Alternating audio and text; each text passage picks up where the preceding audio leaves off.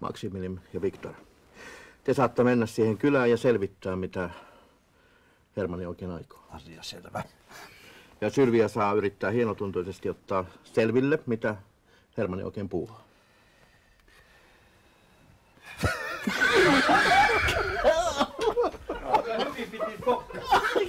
Maximilian ja Victor.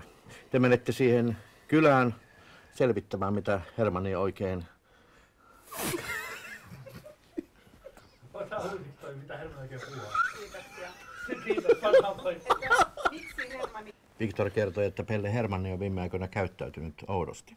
Ettekö te nyt luule, että Hermanni voisi ikinä... On. Pakko ottaa kaikki mahdollisuudet huomioon.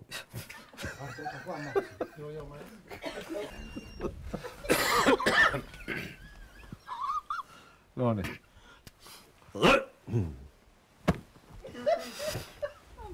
Hiljaisuuskuvaus. Ja lähtee. Ja olkaa hyvä.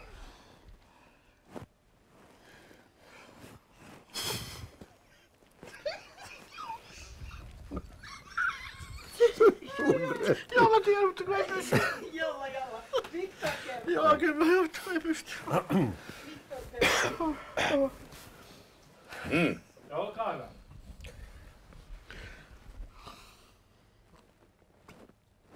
Victor. Nyt on muuten. Maximilian ja Victor, te menette siihen kylään selvittämään, mitä Hermanni on, miksi hän oikein käy siellä. Ja Sylvia saa yrittää hienotunteisesti päästä perille, mitä Hermanni oikein puuhaa. Asia selvä. Ja mä oon kuvissa. Kiitoksia. Kiitos.